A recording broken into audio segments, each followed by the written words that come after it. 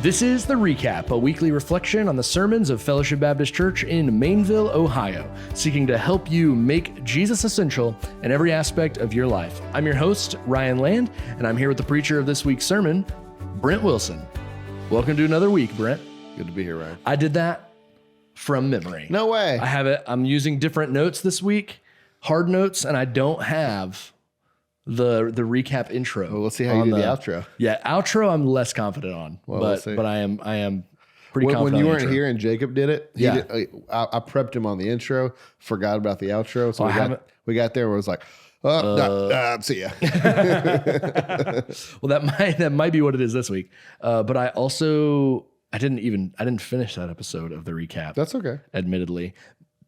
Because I never listened to that sermon, also admittedly. Oh man. I listened to the beginning of the recap. And then I told Darcy, I was like, we were in the car. I was like, turn it off because I haven't listened to the sermon yet. I haven't listened to the sermon. You didn't want sermon spoilers? I didn't want sermons. Yeah, exactly right. I didn't want your commentary on your own sermon to then taint the sermon itself. That's funny. So I didn't listen to it. All right. I'm sure it was great. I'm sure it was excellent. Everyone knows it. Everyone it tipped your hand in the D group book that everyone knew it was you. Oh, that was so funny. Yeah, everyone is like, well, we know. And this is what's funny to me is everyone cites like the scale armor thing. Yeah. And I'm like, y'all, that's just in the text. Yeah, Brent didn't invent that. But Nathan pointed something interesting out about that to me. The ESV does not have the word scale in there, and neither does the KJV. Yeah. It's like an NIV, I think, particular thing. But so it's like in the church I grew up to, we used NIV, and so I was like, yeah, it's scaled.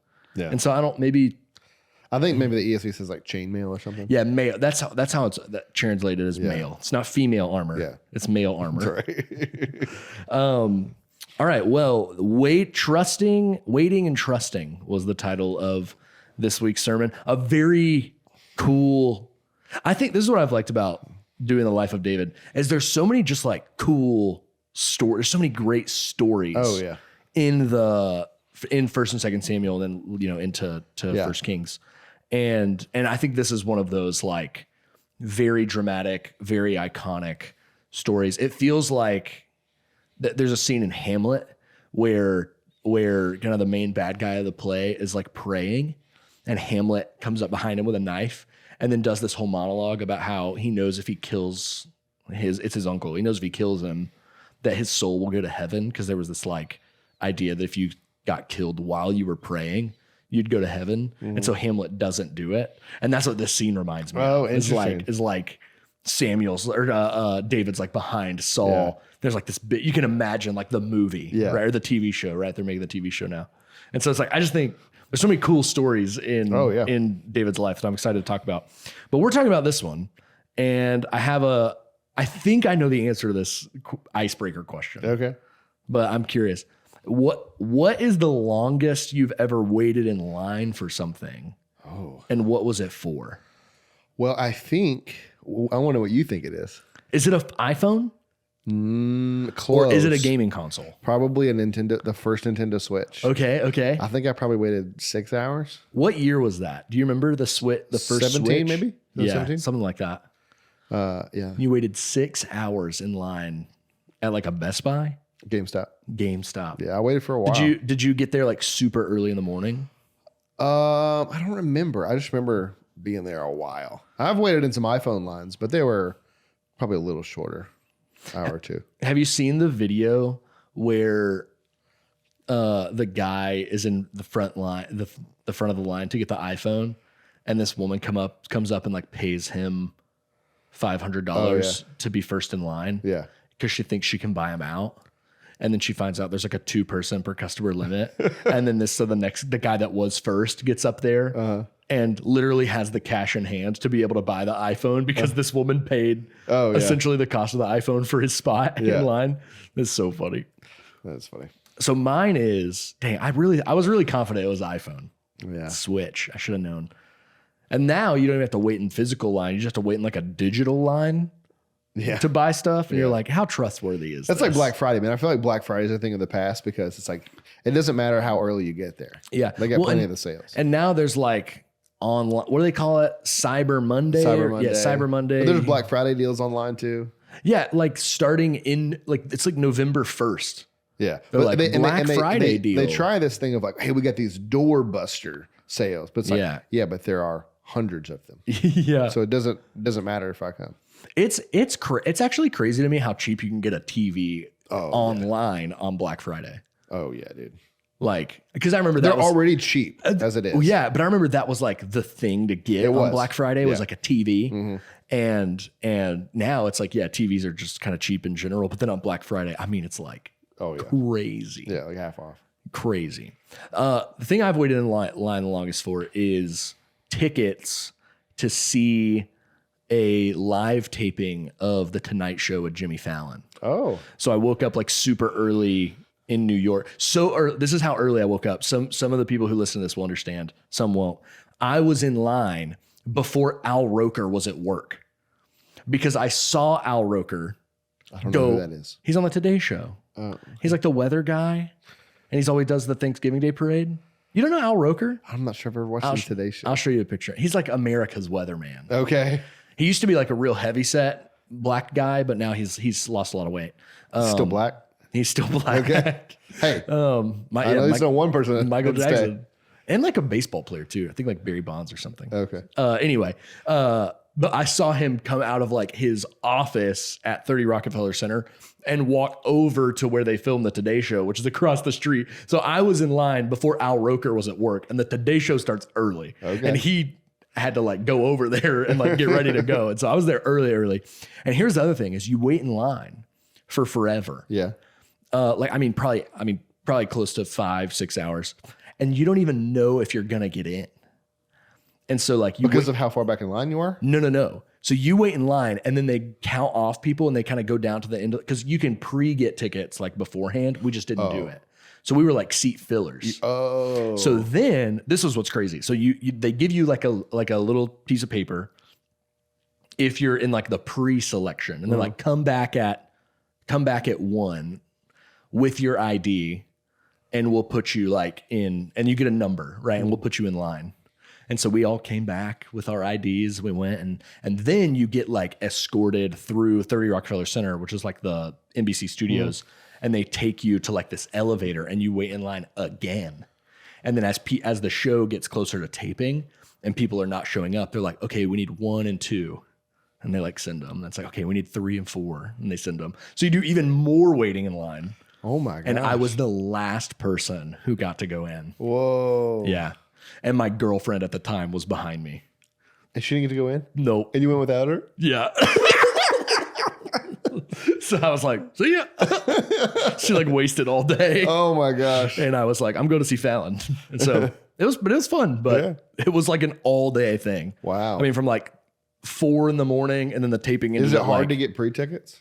Yeah. It's like I think they release them every month. And it's like at midnight.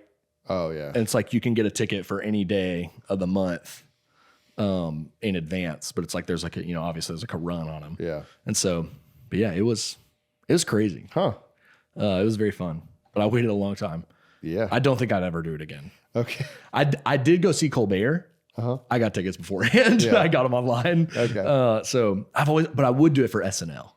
Ooh. I wouldn't do it for any of the late shows. What is that? Is that New York too? Mm-hmm. Same studio as Jimmy Fallon. So, yeah, for me, it's technology. I'm waiting for technology. Yeah. I'm here for the show. I want the show. Yeah.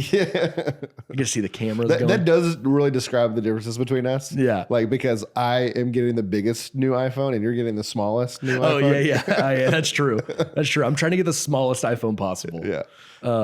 Keep me off. And I'm like, get me an iPad in my pocket. I'm surprised you didn't get the Air. It's just not big enough. They don't have like an Air Max. Yeah, yet. I want all the cameras, all the perks. So I want funny. all the tech. That is so funny.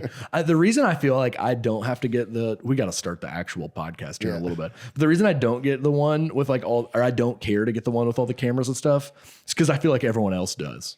And so I feel like if I'm in a situation where I need to take a picture, I'm like, hey, can literally anyone else have the third camera on their? Yeah, but see, this is about to change for you. You're gonna be taking a lot of pictures in your house. Darcy got a camera. Oh, yeah. Darcy got a real camera. No, like on her, she got the new iPhone. Oh, did she get the Pro or whatever? I don't know if she got the Pro, but she has 3 cameras. That's a Pro. Oh, maybe she just has 2. I don't think she has the Pro. I don't know. I'll have to look when we get it done. It's like, man. I mean, they're all good cameras. Yeah. It's just like zoom. And also it's like, do we really need 10,000 pictures of our baby? How often are we going to look at the 10,000 pictures? Well, in years you will. You'll look at them in 10 years. That's true, but I probably won't look at 10,000 of them. Yeah. I'll look at a couple good ones. Isn't it funny to think like our kid, like, it's like we have like ancestors that we have like one picture of. Oh yeah. It's like they posed like for an hour or whatever for this picture. Yeah. And then it's like, hey, you want to see 8 million pictures of your great, like in 100 years, like I want to see 8 million pictures of your great grandpa. They're on Facebook or whatever. Yeah. Want to see what he ate on this particular day. Yeah. It is funny how you go like, now you got to go look back in in a photo album. Mm-hmm. And for us, it's like, we've stored all of our pictures digitally somehow. Like, wait, how did I save all these pictures? Are they on Facebook? Are they on Google Drive? Are they like, so it is harder to keep up with them. That is so funny. I do always think about, I have a couple pictures in our house that are from like Polaroid. It's like, that's like a new hip thing, is like to have like a Polaroid camera. And I'm like, if our house burns down, I want to save those because they're not backed up anywhere. Oh yeah. My wife sent me an image of like, she's like, oh, this could be a good Christmas present idea for me. And it was like a camera that you like hold the stick, and it's like this big, like old looking video camera. And I'm like, what does it do? It just records video. Yeah. I'm like, you have it on your phone. But she's all about wanting to get things that like, you can do this. Wait, because like the appeal of like the Polaroid is that it prints it off and you get the photo right then. I don't. What's the appeal I honestly didn't even look into it because I was like, no. I'm gonna ask her about it next time I see her. I'm like, what is this camera thing you're talking about? Oh yeah, she got mad at me the other day because and thankfully she doesn't listen to the podcast. Yeah, that's right. We can talk about our wives. Neither of them listen to the podcast. One of the Christmas ideas that she had for our kids was to get like a cassette tape recorder. So they can like record themselves. No, I will tell you. You can do that on an iPad. No, I will tell you. I had one of those as a kid and I loved it. Yeah, I felt like a reporter. Yeah, I'm like, but you can do that on an iPad. No, that is true. But like I will say like I mean, I'm a little bit, but the like old school, but the click. And you hear the tape stop. Yeah. Oh, it is pretty fun. They're pretty cool. You can get them like circular. And you can get a little tape in there, and you can like, it's like you can be like a reporter. Yeah, I would talk through book ideas. Like for me to write books, I'd be like, what a book about, blah, blah, blah, blah. I'm just like I don't know. I'm like, if I can do it in a more advanced technological way, I'm like, well, the question does become with the cassette, you can only play it on that one thing. Oh yeah. It's like, not like you got a multitude of cassette players in your house. And if you ever want to digitize it, it's a lot of work. You got to pay someone to do it. Yeah. Well, okay. Sorry about all that, guys. No, I'm not sorry. This is content. People love content. Okay. We make everything in our lives content now, so we can make checking our phones content. Yeah. You checking the time? No, I just watch is buzzing. I'm like, who's texting me? Okay, so 1 Samuel 24. You got David in the cave. You got Saul in the cave doing his business, covering his feet. That's hilarious. Like people want to say the Bible is boring, and I'm like, it's got some funny stuff in there. One thing you didn't talk about this much in your sermon, but I did want to. Well, we can talk about it later, actually. So you open with this initial question. I think it's a good one to sit with for a little bit and to kind of unpack. Is what do you do when things do not go the way you expected? Mm. And that's kind of like the setup question for the whole story. And what would you say, like pastorally, do you see? What are the things that people do or turn to the most when things don't go the way they expected? And maybe let's use that to kind of frame our conversation going forward. How David kind of shows us a better way. Yeah, there's a couple of responses you get. Some are better than others, or worse than others, I guess. I mean, you get obviously people very frustrated. They can either go into some sort of depression, they can freak out and be worried, and that just sends them into a stress cycle. You can get, like in some extreme situations, like destructive behavior. Going to get drunk in a response to it or something like that. And then you get some people that are trying to be spiritual, right? And they're like, well, we're just trusting the Lord, right? And they're praying and they're trying to trust the Lord, but then maybe they try to take things into their own hands and they, maybe try to do some kind of shortcut things or whatever. Yeah. I think one of the things I related to most that you talked about was not like expectations maybe it is, but expectations you had that then you tried to get like through other means. But you talked about how even when you have these good desires that go unfulfilled and that then you try to like fill the hole, with something else. And so it's like, you expect to be married by a certain age, or you expect to have kids by a certain age, or you expect to make a certain amount of money by a certain age. And so it's not like even just like a day-to-day expectation, but just even for your life. And then saying, what are the ways I'm trying to fulfill those things in my life? And sorry, I'm hyper aware because I've got to watch the recording and I thought I saw something happen and it broke my train of thought. But like, what are the things I'm turning to that could even maybe in a different season be good things, but because I'm turning to them like in desperation, like you talked about, like, you marry like the first person, like you meet or whatever. It's like, that could be good, right? I know people who are married and it's the first person they ever dated, but I think there are other situations where it's like you're so desperate for the thing. You look past all the red flags. Yes. Yeah. So I think that's the one I related to most, was just like the trying to fulfill something that you think is like a good thing with, something that down the road, may have come in like a different package or in a better way. Yeah. But you talk about trying to force God's hand or trying to take matters into your own hands. It reminds me of, I had a professor one time, we had this class where basically we just read books and then came in and argued about stuff. And one of the questions basically was like, what is maturity? And so the whole time we're arguing about the question, what's maturity? And at the end, professor, what do you think? He comes down with the wisdom. Yeah. He's like, well, I've thought about this for years. And his was simply the ability to put off a pleasure knowing it'll be better later. And so it's like, I want this thing and be able to say, you know what? I could have it right now, but I'm gonna wait.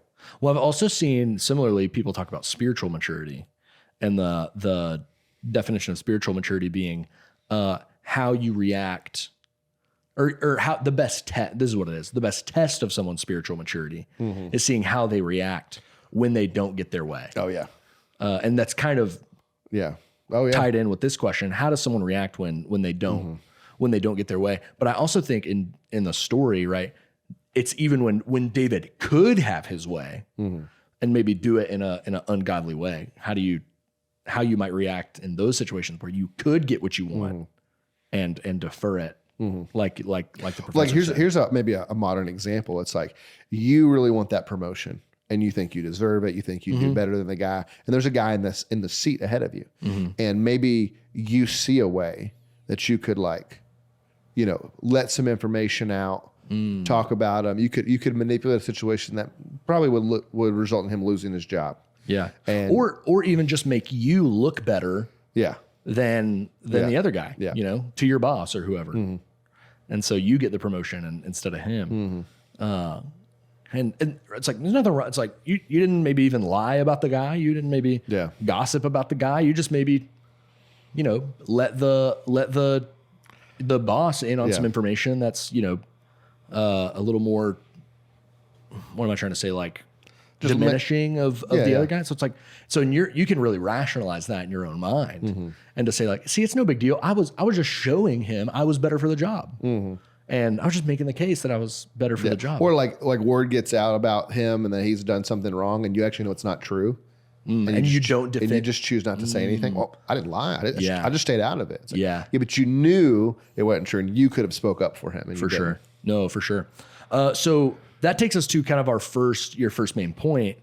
And I think we'll probably sit here for a while because I think there will be one particular question I think people will want to know but your first point was beware open doors because not every one of them is from God. And you ultimately said Satan can open doors too.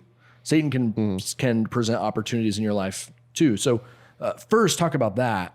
And then I want to kind of get into so how do we know, or how should we evaluate if an open door is from God or from Satan. But first, let's just talk about like the general idea, right? Beware open doors, because not every opportunity is from God. Expand on that a little bit. Well, yeah, I mean, that's just it's an interesting phrase, right? It's like Christianese phrase that we use a lot, right? And sometimes people even say, sometimes God doesn't open a door, but he'll open a window, right? Like, and to go through? What do you mean? Like, to look through? I don't know. It's a small opportunity. You gotta. Oh yeah. I don't know, but it's just kind of insider language. God opens a hobbit hole door. It's smaller. It's always from God. If it's hobbit hole, and it's a circle, and the knob is in the middle. How does that work? Where's the hinge anyway? Is that true that the doorknob's in the middle? Yeah, I'm like, I've never paid attention to that. I think it's in the movies. The hole is in the knob is in the middle, and I'm like, that is so impractical. The hinge is on the top. Like insider language that we kind of use to talk about God sending us opportunities, and it just isn't super like biblical or the most helpful way to think about it. Like, because a lot of times this comes up when you're looking for a new job, or you're trying to decide the school you want to go to, or who you're going to marry or whatever. And sometimes it's like, okay, you've got these three options of these schools you want to go to, and they're all equally fine. Yeah. Right. It's not like one's a bad option. And so you're really talking about the discernment and the wisdom to pick the right choice for your life and your circumstances and a million other factors. And it's between three good options. And so, it's like, well, I had these three schools and I got a letter from that school on the day that I prayed about it. Therefore, or like the anniversary of the day I got baptized. Yeah, something like that. It's like I asked God for a sign and I went to the mailbox and I had that letter from that school. So I knew it's like, that is not necessarily from God. Yeah. I mean, it could be, but you don't know if it is or not. And so it's not actually helpful to think, oh, this was God's open door. He made this, whatever. Yeah. Right. And so, well, I think the best example you gave was Jonah. Like, he had the opportunity to get on the boat and to go, get a ticket and to, get on. Yeah. Right? All the coincidences lined up for him. Yeah. And it was not to serve God's purposes. Right. It was actually the exact opposite, which I think we can get into that kind of on the flip side of that later. Yeah. But so then how do we discern? How do we go about being wise and discerning if an open door is from God or not from God? Let me give you my stock answer and then tell you why it's a problem. So the stock answer is, first you consult the Bible, right? So it's like, is there anything wrong, biblically wrong? Is it morally acceptable? And then the wisdom of Christian friends who are wise. And then you pray about it and you try to sense the Spirit. Well, the problem, that's good. The problem is David had all those things. Well, but then also I think I would just add to that, like, opportunity. Yeah. Right. Like sometimes I struggle when people are like, oh, I know it's like God's will for my life to do this job or whatever. But it's like, but then that's nowhere in front of them. It's like, if it was God's will, it's like you would have the opportunity before you to or take gifting. It. Right. If you proclivity is how some would say gifting. Yeah. It's like you just feel like God's calling you to be a singer and you're tone deaf. Oh yeah. Or like you probably experienced this in seminary. Right. Like there are guys you meet in seminary and they're like, the reason you're there is because you're called to ministry. Yeah. It's like, I'm saying this and someone somewhere is probably saying the same thing on a podcast thing about me, but they're like, that dude is not called to ministry. Oh, that dude is not like, that dude's never going to you go to preaching class and you're like, bro. Yeah. Yeah. For sure. That is not your gift. So opportunity and gifting as well. But David had those. But David has those, right? He's got the opportunity. He's got the sword, right? He's got the open door of the Lord. Yeah. He's got his friends telling him, yeah, do it. And he's got a Bible verse, right? A promise from God. Yeah. That's what, just to be clear. God said this thing. I will deliver. What does he say? I'll deliver him into your hand. Yes. And so like he's got all those things and yet it's still wrong. And so the only thing David has to rely upon, seemingly, that is different is he says the Lord forbids it, right? So he has this inner sense of the Spirit warding him off. And so he's in touch enough with the Spirit that he's like, nope, that's wrong. Yeah. I can almost go like two ways on it, because in one sense, it's like, I do think David had a promise from God that Saul would be, delivered into his hand, but also the knowledge that he is the king. He is the Lord's chosen. Yeah, so there was some truth. And so it's like, there's some conflicting, not that God's word, like there's conflict, but in the moment doesn't know how is that going to resolve itself. Yeah. And so David is not taking that resolution into his own hand. He's trusting that God is going to resolve this seeming contradiction in his own time. And he's not going to do it. I'm not the one to unravel that mess. Exactly. But I also think there is a sense in what you're talking about is that David is trusting his conscience. Yeah. That in the moment, even though it looks like, it passes the smell test in every way, there's something in David that is the Spirit, that is his conscience, something telling him, don't do this. Yeah. Right. And he is able to look his friends in the eye and say like, I'm just not going to do this. Right. Yeah. The Lord forbids it. Yeah. And I think that's wisdom for us, is to say, like, even when everyone around us can make the biblical argument, can make all our friends are telling us, to do it or whatever, especially in these situations that are more morally neutral. If you have like the sense that's just like, I just can't do this because of my conscience. I think that's a good sign. Like, don't do it. Yeah. Like, don't see your conscience. Yeah. And so and it's interesting when you think about that from a New Testament perspective, and you've got Paul telling people that, eating meat sacrificed to idols is fine.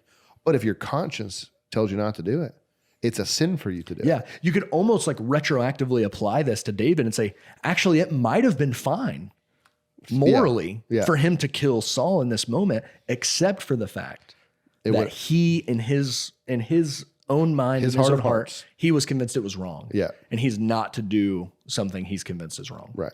Yeah. And I think that's a good lesson for all of us, both in moral terms, but also in, planning for our life and taking jobs, taking promotions, like doing stuff like that, is like really considering and sensing, like,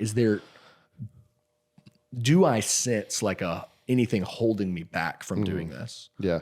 And so to go back to answer the original question, how do we know what to do? I would say it's really, really hard. And so you should spend a lot of time praying and meditating, reflecting, and not just, and don't fall prey to the confirmation bias of like, well, I really want to take the job. Like, this is what I want. And so it's going to be really easy to convince yourself to do it, because you want to do it. And if that's the case, you should be all the more critical and all the more thoughtful of trying to get to that conclusion. And I'll say, man, like, you've got to, like, this is kind of just like touchy-feely spiritual, whatever. Like, you've got to listen. Like, we're so busy, we don't listen. You got to listen to the Spirit. There have been situations in my life that I was going to go in a direction, and I was like, we use the word, I had a check in my spirit. Yeah. Right? Brent had to teach you what that meant. I didn't know what that meant. That might be a Southern thing. I don't know. I'm from Texas. Yeah, Texas is a country of its own. Like, it's not in the South. That's true. But I had to check in my spirit and didn't do that thing, and then later went, oh. Well, I'm glad I listened to that. I mean, I'll tell you, my brother has a friend who is a pastor, who my brother just says, like, this dude, it's just his gift.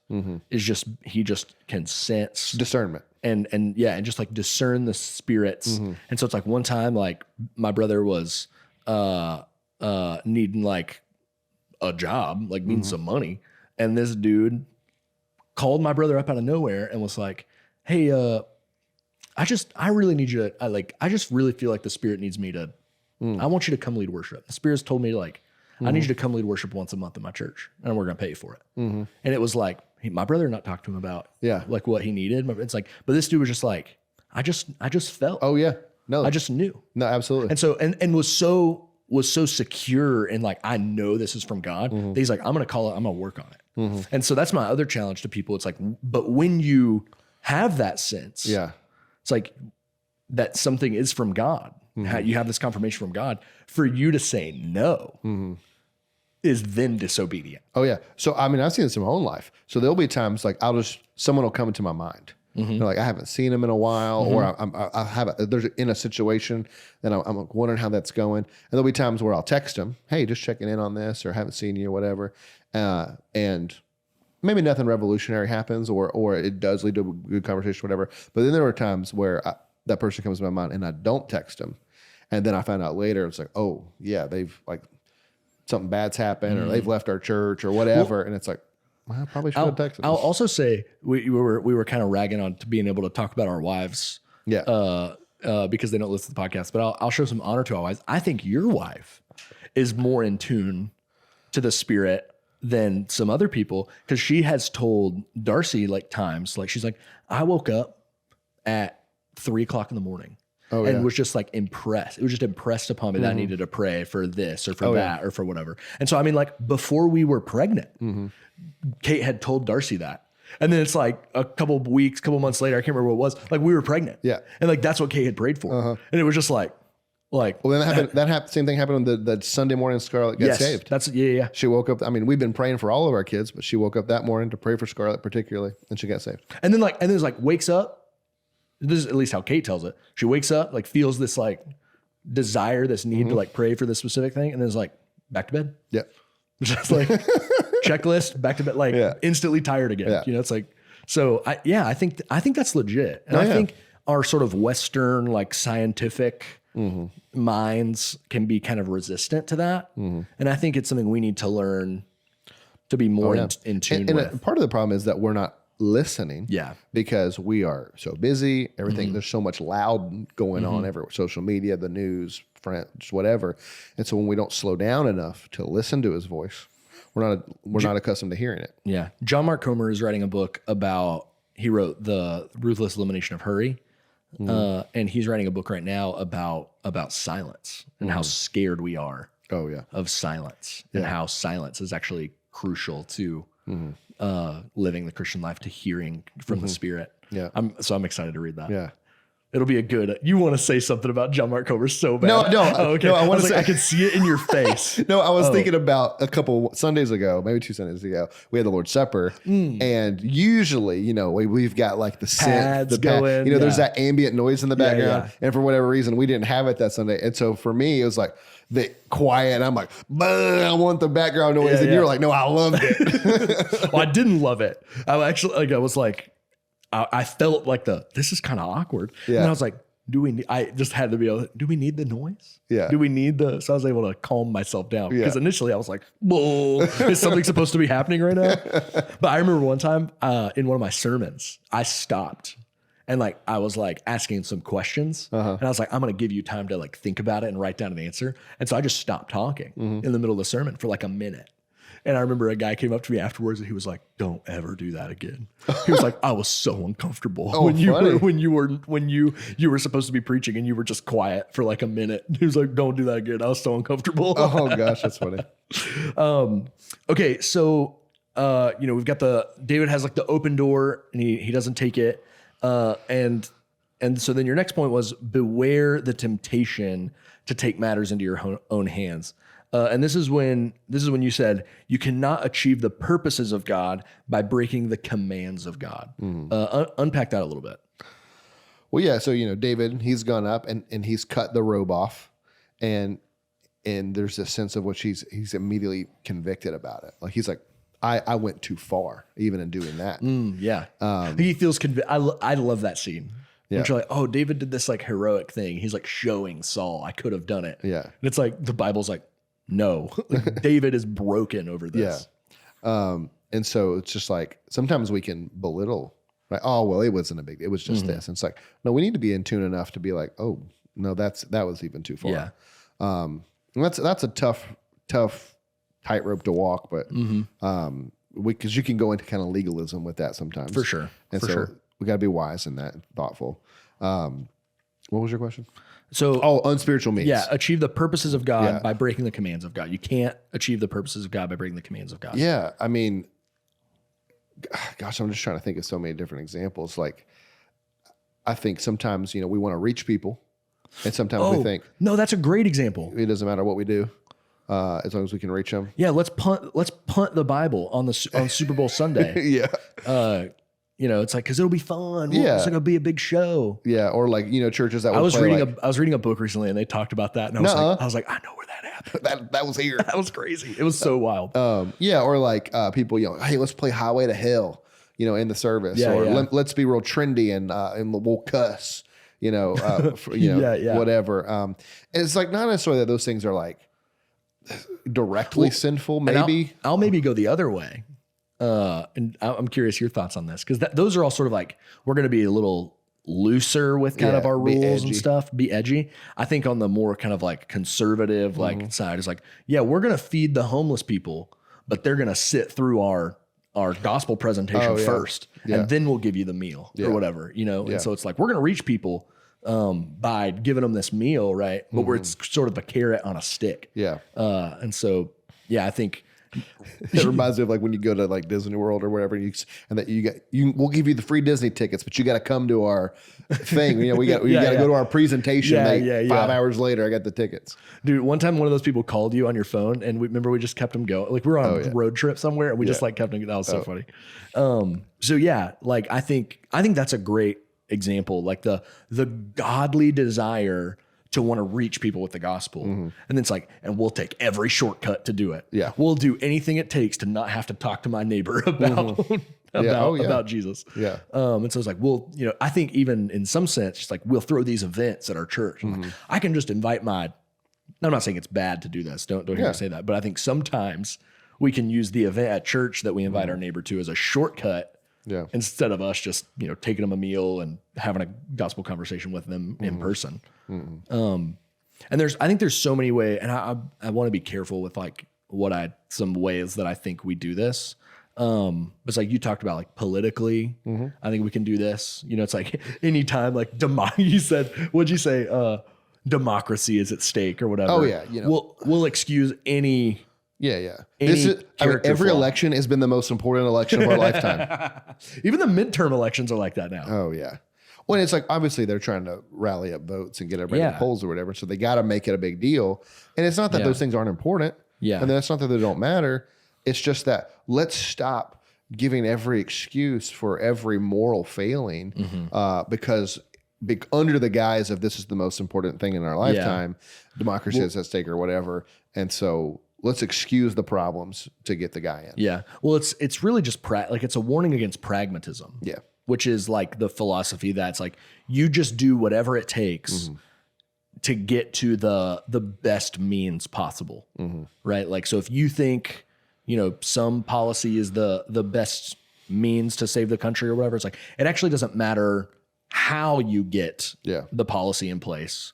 Like, it just matters that you get it in place. Doesn't matter if you blackmail people, dirty money, whatever. Yeah, that's pragmatic. And that's what I think this text is warning against, is like, don't be pragmatic in your thinking. In that, hey, even when it's God's truth, right? God's anointed king, he could have been he could have been on the throne however many years quicker.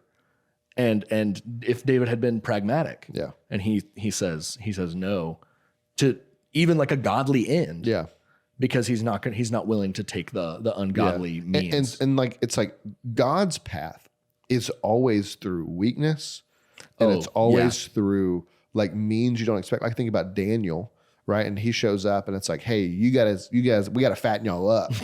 and God's means is, no, you're only going to eat water and vegetables, and you'll be just as healthy. And God does it. And so it's like God's way is always going to look to the world like nonsense. Yeah. It's like, you're taking this too seriously. You know, you're being too spiritual. Yeah. Let's talk about that. I think this is the point in the sermon where you talked about like David's courage amongst his friends to be able to say no, and even to be able to say this was wrong, even what I did. Talk about that for a second. I think that's super important in like a kind of very socially driven world, like through social media and through like we thrive on being accepted and our self-image and all those things. Well, what's interesting right now? So the point is, it's hard to stand up against your friends. Yeah. Right. And to say the thing. You know what I thought you were going to talk about? What? At the end of Harry Potter and the Sorcerer's Stone, Dumbledore is giving out house points to Harry, Ron, and Hermione. Yeah. And for, defeating Voldemort and all that stuff. And they're like just a little bit short of beating Slytherin in the House Cup. And then Dumbledore goes, it's a very brave thing to stand up to your enemies, but it's quite a bit braver to stand up to your friends. Yeah. To Neville Longbottom, I award 10 points. Yeah. And so then they win. Yeah. And it's like Dumbledore makes the point. It's like, it's braver for Neville to stand up to Harry, Ron, and Hermione than it is for them to stand up to Voldemort. Yeah. So it's really easy for us to, rail against the left, to rail against the crazy culture and things that we look at and think are nuts, right? That's easy. Because it's our card to say like, look, I'm actually with you, the people I like. Yeah. And so it's easy for us in the church to do that. What's hard is to critique the inside, right? To critique things that we maybe think aren't the best. Or that the majority of people have like agreed, like this is good, even when it may not be. Yeah. Now, sometimes there seems to be, you talked about social media, like a trend right now of like standing up against some things looks really brave, right?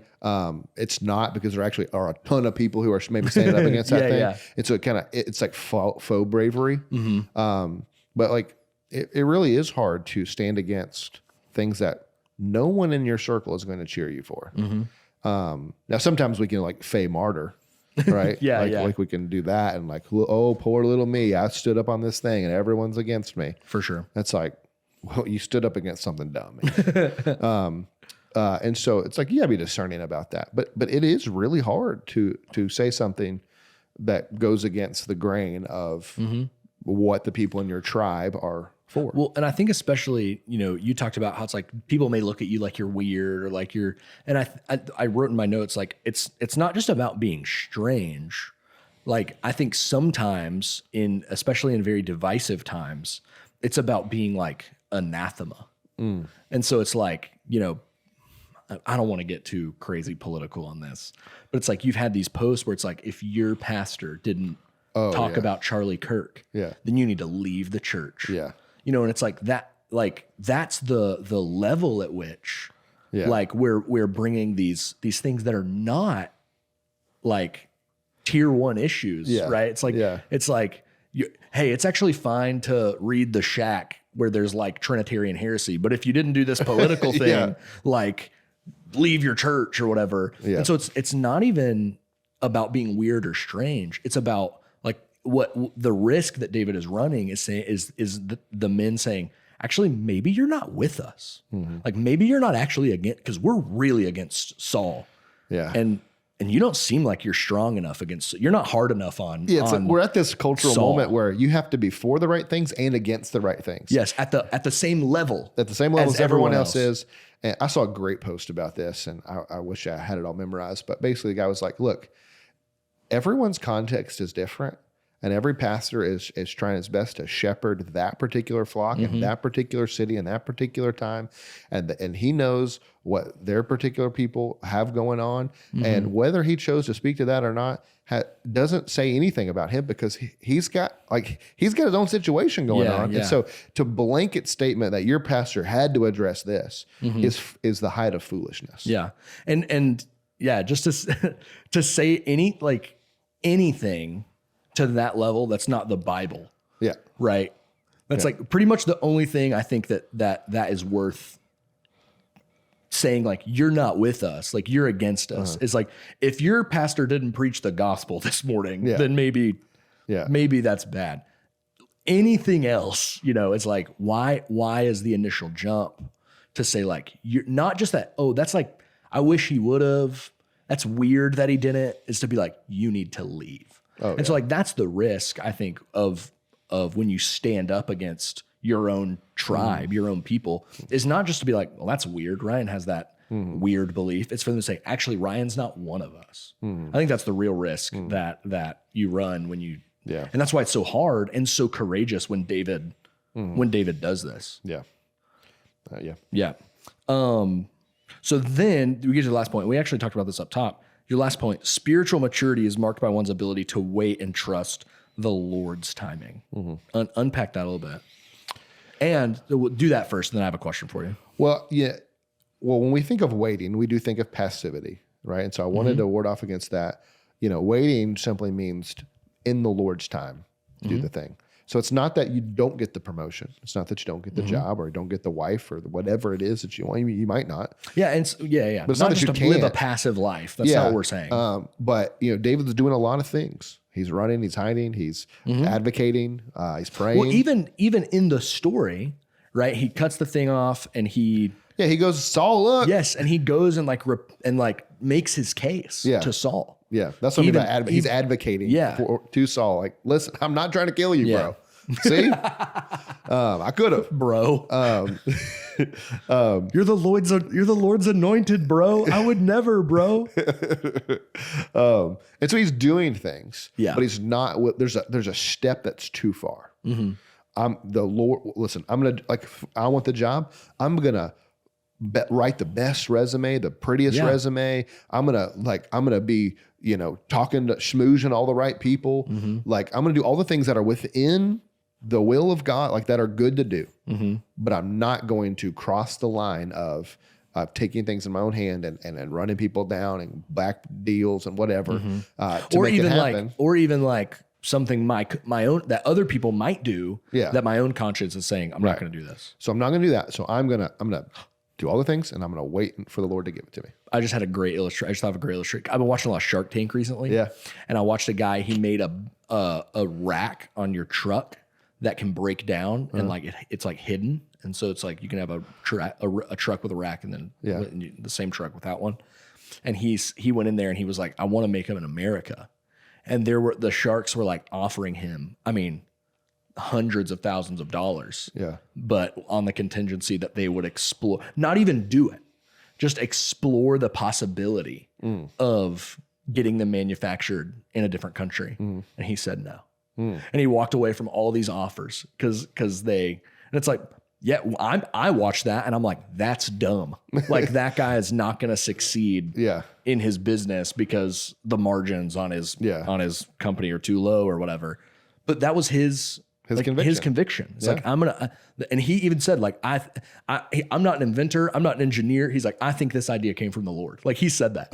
And so it's and his conviction was that his company was going to be U.S. made, and so he wasn't going to compromise on that. And that is brave, even though it's not morally binding that he manufacture in China or Indonesia or America, but for him, may not be shrewd, but it's brave. Yeah. And so for him to go against his own values would be wrong. Yeah. That was just, that's good. That just popped into my head when you said that. What are even some, maybe we already answered this. I don't know. I just wrote this down in my notes. What are some even maybe morally good, morally neutral things that we may need to avoid to try to trust God's timing in any season? I feel like that's a very broad, general question. But what are some ways you've seen people or that you have personally tried to force God's hand? And so maybe what should we even just in our own heart or our own mind, avoid doing? I think one of the things that you pointed out that is helpful is the confirmation bias. Is when you go searching and the answer you want it to be. It's if the first thing you see is that's the biggest thing I think. People we can self-deceive we can deceive ourselves, right? We know what we want and we just make everything a lineup to get that thing. I think about one of the most helpful paradigms to think in for me is Keller and the way he talks about, it's in his preaching book. And he says, in the center of ourselves is our heart. And that's a throne. And whatever's on that throne is what it goes out to your will, to your affections, and to your mind. Oh, yeah. And so whatever, the way you think, the way you do, and the way you feel are all influenced by what's on the throne of your heart. And so his point is in preaching, you got to dethrone that thing, put something else on the throne. Because if you just preach to the intellect, you'll never get to the thing that's on the heart. If you just preach to the affections or the will, you'll never get. And so whatever, it's if the promotion is what is at the center of you or whatever it is, well, your thinking, your actions, and your feelings are all going to be skewed in the direction of getting that thing. It's you are what you love. Yeah. Yeah. Very true. Yeah. And so obviously you're dreaming about this. You're not going to see the red flags, right? Like you're not going to see any of that. And so it's like, you're just going to be blind to it. So you have to be able to listen to people or get yourself in a situation where you're like, I can't see objectively on this. Well, even just being able to admit that, I think, is a great first step. Yeah. And to invite other people in to say like, look, I literally am incapable of thinking objectively about this because I have all these aspirations, these dreams, these desires that I'm assuming this thing is going to fulfill. I need you to help me think clearly about it. That's if people did that, there would be a lot fewer mistakes in the world. Oh yeah. But man, I have seen very few people do it. Everyone is so blinded by their own desires that when someone says, hey man, you should not be dating that girl, or you should not take that job, whatever. They're like, what's he know? He don't know what he's talking about. Or it's like, why do you want me to fail? Like, why do you want me to? Yeah. It's like you're seeing short term. I'm trying to help you see long term. But on the flip side, I've also seen people be the one giving the hesitation, and they're doing it from this like what I call just like ultra spiritual place. That's actually not spiritual, and it's just legalism. Yeah, and it's just unwise. Yeah. And they're trying to be spiritual, so they're trying to put all these things on people, and they're like, I'm like, bro, you need to chill out. Well, yeah, and it is hard because I think some people's, bent, their lean will be like they need God to write something in a golden tablet and bring it down to them before they feel secure doing it. Yeah. And it's like those people need godly wisdom in their life to maybe push them along, be a little bit more active, a little less passive.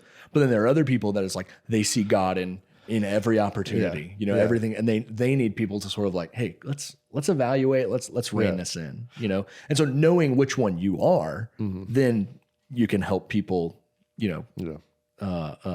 help you instead of either hyper spiritualizing it, which is not what you need, or putting just it sounds great, go do it.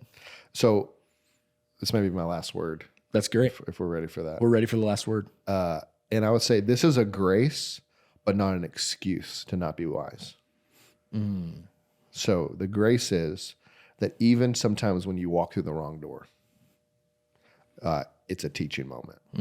And God uses it to refine you, to make you wise, and to make you better, make you more like Jesus, all those things, so that you don't make that mistake or you're better in the future. That doesn't mean you should not be wise, and maybe you shouldn't have walked through the door to begin with, but even when you walk through the wrong doors, God still uses those. Like Jonah in the belly of the whale, God uses that moment to refine Jonah. Yeah. And work on him. And so in the same way, there's moments in my life where I made the wrong decision because I had comfort, I couldn't see, and the decision was wrong, but I learned through it, and I'm better now for it. So I can look back and go, I shouldn't have done that. But I'm glad I did in some ways because God used it in my life. Yeah. It's almost like on one side of the door, walking through the wrong door, it's like, it's Satan's door. Yeah. And then you turn around and you're like, and God's like, I'll help you through this. Like he wrote it on the backside. It's like, cause he's still gonna. Yeah. Sovereignly, it's still God's door. Yeah. God's going to use it. He allowed Satan to open the door. He allowed you to choose the wrong thing or whatever. He's still going to use it. It's like he allowed Jonah to get on the boat and because he knew he was going to throw the storm, on this trajectory. And he's like, I think this boat is going to be on that trajectory. So I'm going to send that boat on this trajectory actually. Yeah. And so he's aligning all of it. And so don't have what I call analysis paralysis. Like you just overthink, whatever. It's like, is this God? Is this? And it's like, trust that in your conscience and in God's word and in wise counsel, what you're doing is right. And even if it's not, God's still gonna use it. You'll get the rerouting. That's good. Well, we hope this conversation. No, wait. Thanks for joining us for the recap. We hope this conversation has encouraged you to keep striving to make Jesus essential in every aspect of your life. If you aren't part of our church family, we'd love to meet you. We gather at 10:30 each Sunday morning. If you want more information, you can always go to myfellowhip.church. Thanks for listening. Be blessed.